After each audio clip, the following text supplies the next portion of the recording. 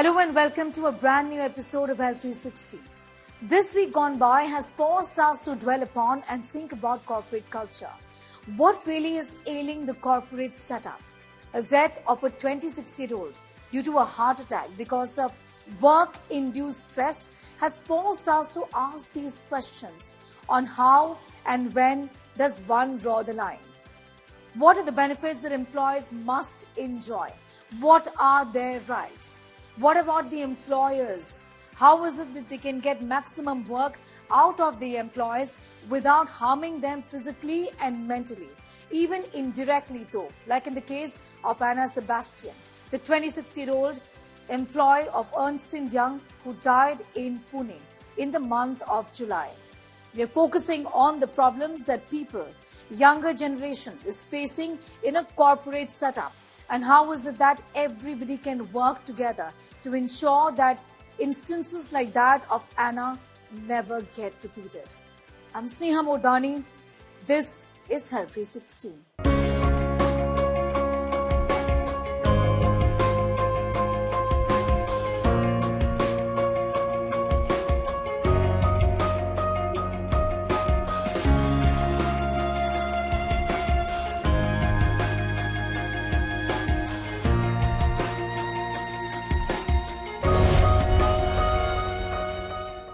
Our top story first.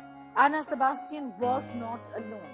There are just so many people who suffer the same, go through problems at their workplace because of which their mental and physical health suffers, their family life suffers. They absolutely have no time for a work-life balance. This is what they tell us about their ordeal. They've also sent in a word of advice on what others in a similar situation can do. Take a look at this report. Urmi, Vivek or Anna, of thousands and lakhs of Indians, unnamed but still battling toxic work lifestyles, overwork, zero work-life balance, now in the spotlight. The death of a 26-year-old chartered accountant, Anna Sebastian Pereyal, has shaken all facets of the corporate world. The chartered accountant who worked with one of the biggest professional services company, Ernst and Young, died recently of work-related stress. This incident has led to the emergence of discourse over work culture and toxicity at workplaces, with many in and outside the industry reacting to this matter. 39-year-old Urmi Bhattacharjee, recently employed with a corporate setup, narrates her ordeal. I wouldn't want to blame an entire organization for it. The harassment that I faced was mostly in the hands of a few people in the top leadership. I was hired for being a journalist and literally harassed for being one. I had a very high-risk pregnancy. I was at the risk of premature delivery. I was under progesterone pills. And I was asked to do a very difficult proposal for within 24 hours, which I did, and we got the deal. Despite that, my senior manager documented that I'll be put on a performance improvement program right after coming back from the maternity leave. Now I know that PIP is, they say that it's a performance improvement program, but it is essentially, I think I'll call it a strategic maneuver to harass an employee to the point of mental breakdown, to the point that they quit. Vivek, an employee with an online news portal, also has a similar story to tell. So they were not able to sustain due to the lack of business and the calamities, as you know, in the telecom sector, due to the various causes, economic crisis and all. So they started misbehaving in the sense they just put a lot of work pressure on everyone to make unnecessary targets are given. Congress MP Shashi Tharoor has called for reforms in the workplace while reaching out to Anna Sebastian's family. The mother of the 26-year-old Anna had called out toxic work culture in EY, putting out a heartfelt letter saying that no one even came to her daughter's funeral. So are Indians overworked? There have been persistent debates about long working hours at top companies in the country. According to the International Labour Organization, India ranks amongst the most overworked countries globally, with employees averaging 46.7 hours of work every single week. Look at the data. Death from diseases due to long working hours are highest in India. Suicides among Indian workers due to work issues have doubled in the last 2 decades. What is clear is that in India, the youngest, the junior most in hierarchy work the most. And young Indian women work 55 hours weekly, which is highest globally. Indian women employed in information and communication sectors such as IT and journalism work an average of 56.5 hours every single week, reveals data from the International Labour Organization. This over 11 hours a day in a 5-day work week, or more than 9 hours daily in a 6-day week. Similarly, women in professional and technical jobs like Anna's report working 53.2 hours a week. Anna's death highlights the growing mental and physical toll that high-pressure professions place on young professionals, particularly women. The absence of an EY representative at her funeral, as noted by her mother, has further fueled conversations on corporate accountability and employee well-being. For 1 year, I was put on a spiral of monitoring, not given any projects. And finally, almost at gunpoint, I was forced to do a voluntary resignation. Then when I refused, they put it on the termination letter. If any collaborative project works, they say, do not talk to so-and-so because so-and-so is a mother of a child. So the ganging up and hostility was so pathetic and weird. It still creates a lot of PTSD and trauma. Money is important, as well as work-life balance is important, and growth is also important. Whereas in such cases, the growth was not happening. They used to manage after giving a lot of contribution to the organization and revenues generation. They still not giving any satisfaction in the year-end appraisal. We don't get the good feedback and all. That is the major concern, and we need all three to keep going. Catching in on is the trend of looking deeply into employee issues, focusing on the number of hours they put in, the kind of rest that they get, the kind of downtime they enjoy, the number of vacations they get to take with their families. There are several countries all over the world who are looking into these aspects very, very deeply, including a 4-day week, which in fact is going to ensure more relaxation, less number of sick days for its employees. Are these options that India can perhaps at some point in time explore? Is it time now for India to look into some of these options? I explore in this report. Australia has it, so does France. The right to disconnect, not take calls from office after work hours. This is a fundamental right for Australians and the French people. Both countries enacted this law in the interest of workers, employees who were just not overwhelmed with work, but also worked during no office hours. France enacted the law in 2017, Australia in 2024. And right now the debate is whether India also could be looking at something like this for the benefit of our workforce. A debate has been necessitated by the death of a 26-year-old due to work pressure.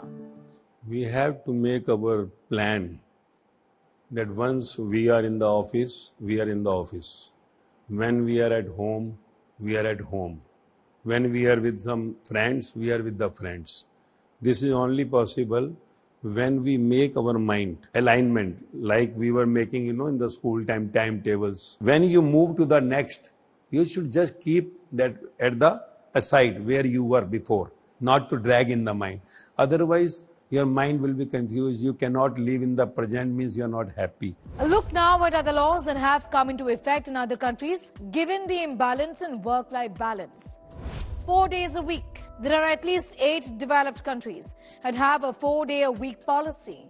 The idea is work not like a donkey, but like a horse. Germany, Belgium, Netherlands, Denmark, UAE, Japan, Australia, UK. Countries have done this to reduce anxiety among workers. In Portugal, researchers say that anxiety reduced by over 20% after implementing a 4-day work week. Britain noticed a 60% drop in sick leaves after implementing a 4-day work week. Japan believes in karoshi, which is death by work. And for avoiding karoshi, they implemented 4-day-a-week culture. Alright, a lot of people will, I know, equate this with laziness. But think about it. How ahead are these countries in terms of development? The Japanese are considered to be amongst one of the world's most hardworking people. So has laziness got anything to do with bringing down the number of days that you go to office? Is the idea, and should the idea, not be on working smart? Think about it. Career breaks or time credits? Sabbaticals. Well, taking a break while not losing your job happens in India as well. I do agree. But imagine this being mandatory and is part of the list of rights that employees can perhaps enjoy. Lastly, time spent at work. From the Narayan Murthy and the Elon Musk school of thought, where I absolutely do not come from, there is chatter about more than 70 hours at work. The problem is, there is no life then. According to the latest data from the International Labour Organization, the average Indian worker clocks 46.7 hours every single week, placing the nation among the top countries with the longest working hours.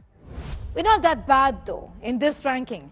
Bhutan is actually leading with an overwhelming 61% of its workforce, surpassing the 49-hour threshold. Other South Asian countries like Bangladesh, which is at 47%, Pakistan at 40%, also feature prominently in the top 10, underscoring a regional trend of extended working hours. But that is still worrying. I mean, look at this.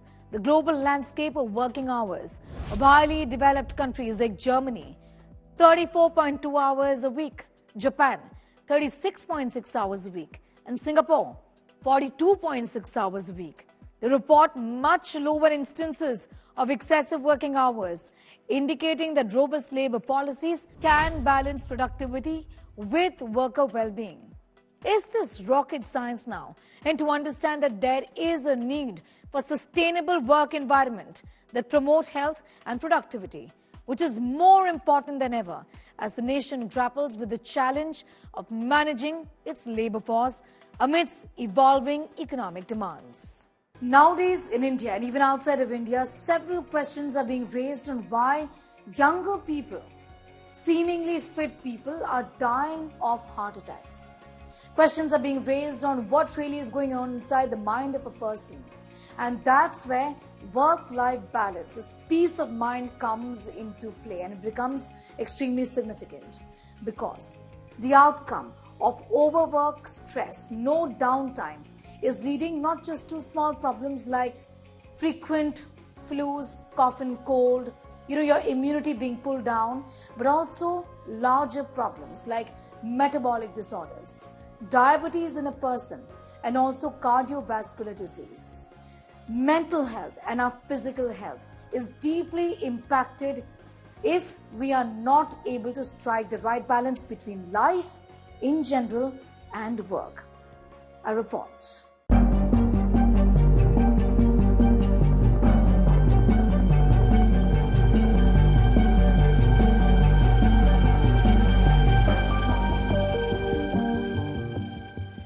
Do you feel this is you on a treadmill all the time?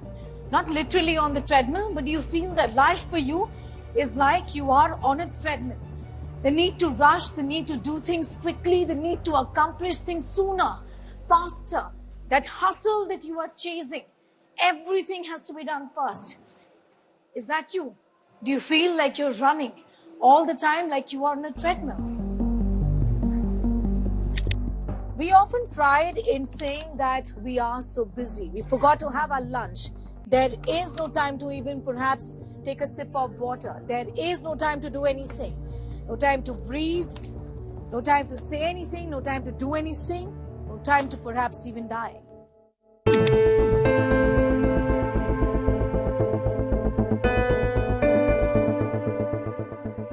A father mourning the death of his daughter, death due to overwork and stress. A perfectly healthy girl succumbing to life's pressures. unnecessary stress, a toxic work culture where those who constantly hustle are put on a pedestal, those who do not are looked down upon. I call it the hurry sickness, and it can make you very ill. Today's time, work stress is one of the major causes of stress for an individual. Work stress is when the demands of work exceeds an individual's capacity and capability to cope.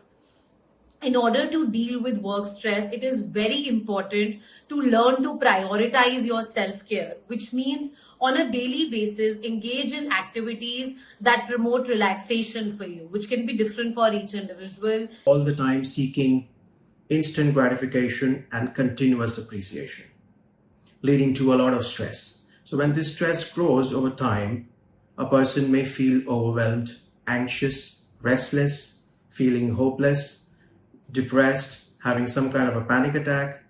They lack in self-confidence, they are unable to make decisions, they have a lot of mood swings, they have loss of appetite, trouble sleeping. That overwork and the constant need to accomplish tasks can cause stress is no secret. But experts say it is the number one reason young people are developing diseases that perhaps their grandparents would have. Work stress has significant health consequences that range from getting cold and cough, flu, to potential serious threats like heart disease and metabolic syndrome.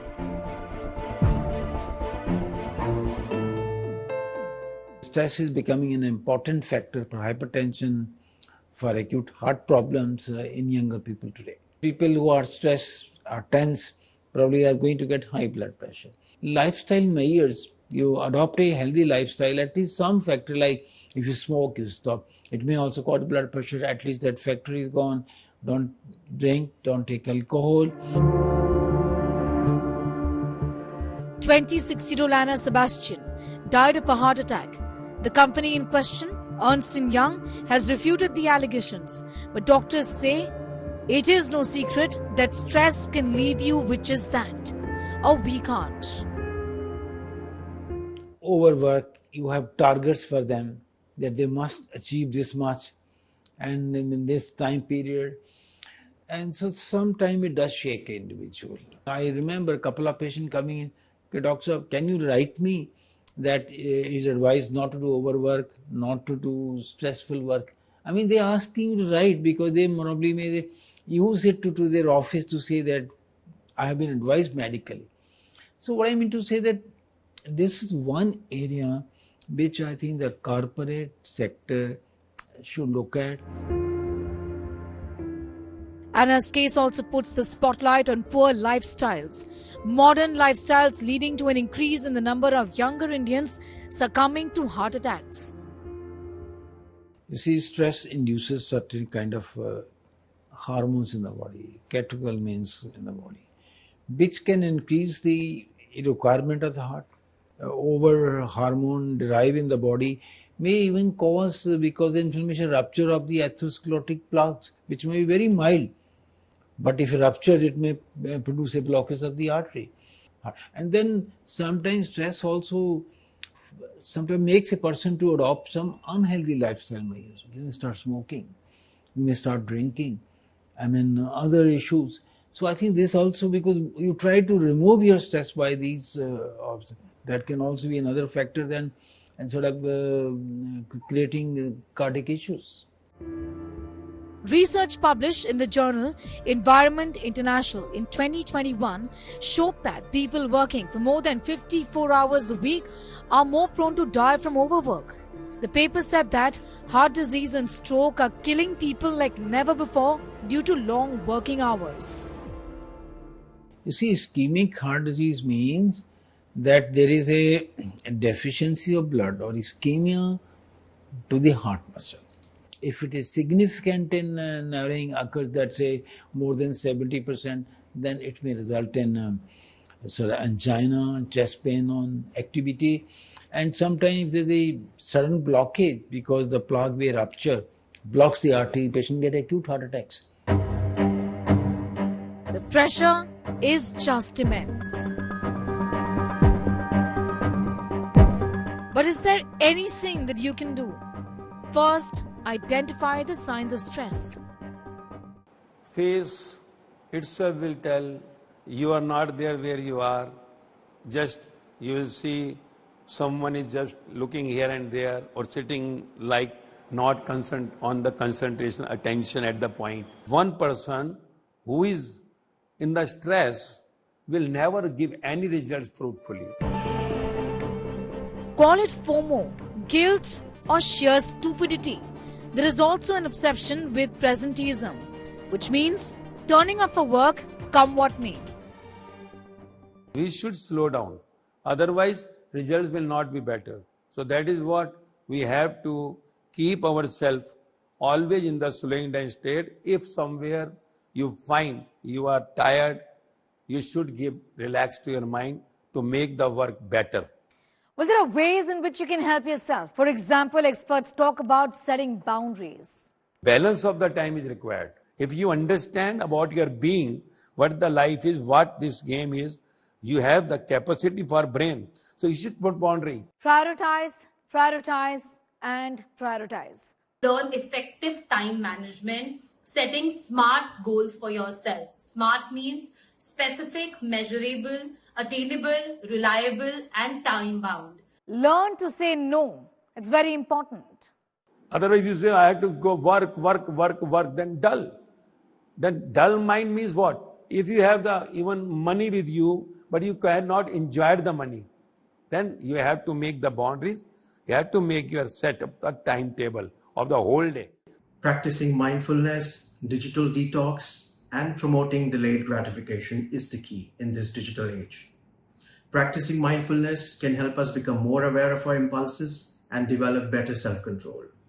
We need to resist the allure of instant rewards. This can be achieved by setting goals, creating structured routines, and prioritizing long-term well-being over immediate satisfaction.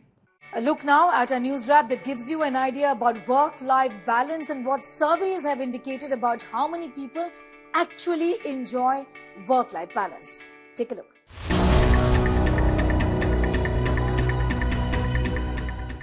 A survey suggests that Gen Z values job satisfaction over everything else.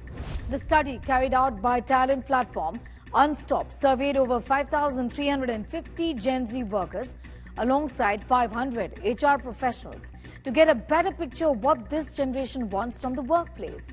It found that 72% of Gen Z workers prioritize job satisfaction over pay. Additionally, 77% of respondents said they would prefer to work for a company offering growth and development opportunities rather than higher wages. Work-life balance is another critical factor. Nearly half, 47% of the young professionals say it's something they carefully consider when looking at new opportunities. For them, an ideal workday involves completing their tasks efficiently without feeling overloaded and leaving enough time for personal growth.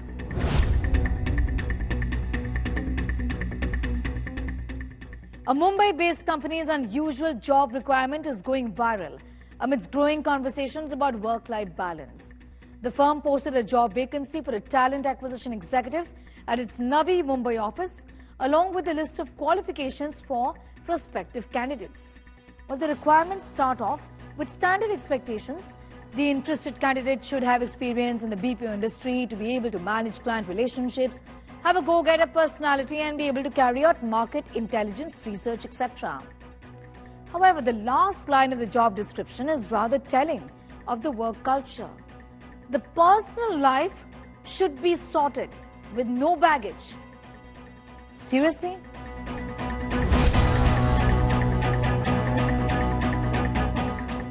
The traditional 9-to-5 workday, once a symbol of professional dedication, is now rapidly becoming a relic of the past.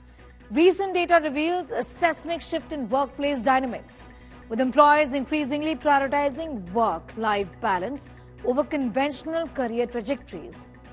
Enrixis Inc.'s 2023 Global Traffic Scorecard highlights this telling trend, revealing that the standard workday has unofficially contracted to a 10-to-4 schedule.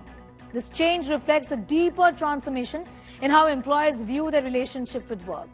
The study observes And many employers now come to the office only when absolutely necessary, valuing their personal time more than ever before. The shift is so strong that 60% of workers would consider changing jobs if forced to return to full-time office work, with 39% ready to quit immediately. Well, that brings us to the end of this edition of Health 360. We hope you enjoyed watching the show as much as we did putting it together for you. You can find these reports around work-life balance and hustle culture and many more stories on health, wellness and fitness up on our website. It's indiatoday.in. You can also download the app. These stories can also be found on India Today's social media platforms. That's Twitter, Instagram, Facebook and YouTube. Until next time, take very good care of yourself. Bye for now.